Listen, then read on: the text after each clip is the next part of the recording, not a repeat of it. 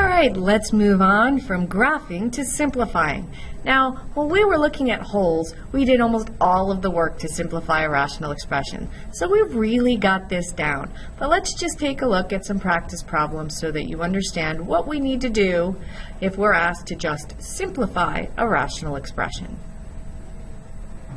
Here is a rational expression. Notice it's not an equation. We don't have an equal sign. We could make it a function of x and graph it, but right now we're just going to simplify it. And that means we're going to remove any common factors from the numerator and the denominator. So remove common factors is our goal. But we still have to keep track of what our restrictions on the variables are. So all those things that cause division by zero, we call those restrictions on the variable. And we have to make sure that we list them with our simplified expression. So I'm looking at this top and I'm thinking, well, minus x, I always want to factor out. So I'm just going to factor out a -1 so that I can see what I've got going on here. I'm even going to put my 1 in, which I don't usually do. And that's going to give me x minus 7, or if I kept it in the order it was in, it would give me -7 plus x, which I can write as x minus 7. On the bottom, I have things ending in 5, so I can clearly factor out a 5. And that leaves me with x minus 7.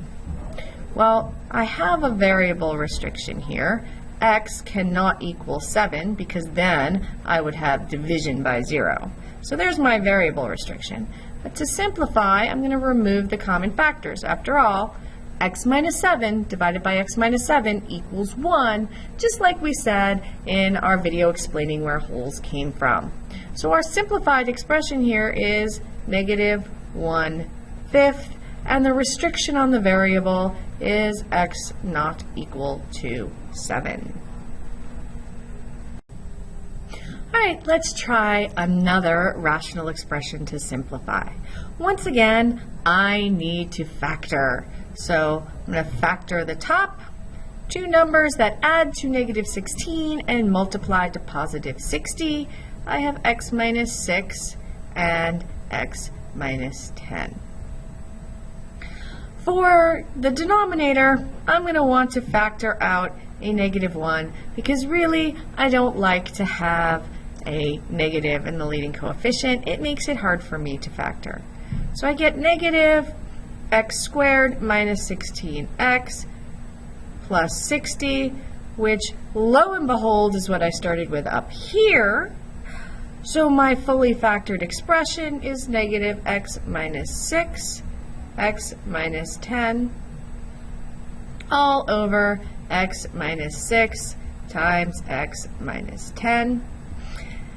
And that has lots of things that I can easily simplify out, but also I have to keep in mind that x is not equal to 6 or 10, because in either of those cases I would have division by 0, but my expression is just -1, x not equal to 6 or 10.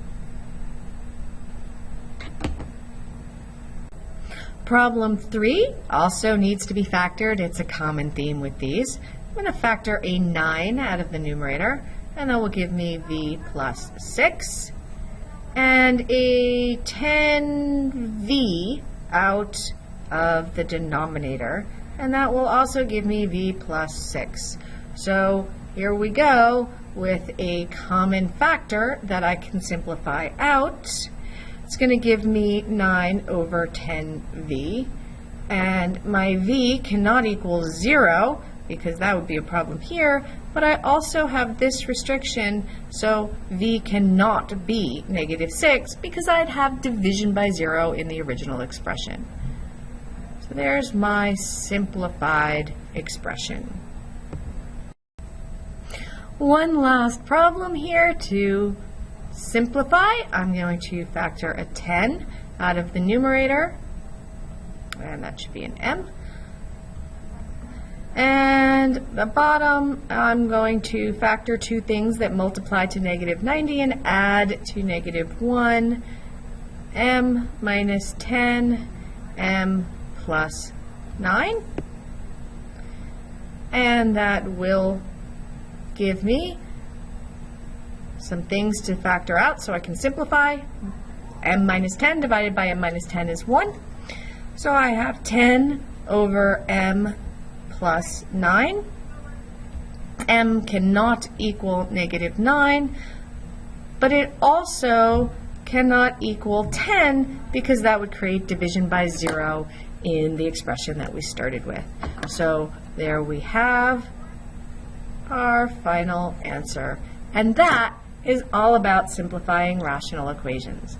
Next up, we're going to multiply and divide them. It's just like multiplying and dividing any fractions. And then after we do that, we're really in the process of doing that, we're going to simplify them as well. See you soon.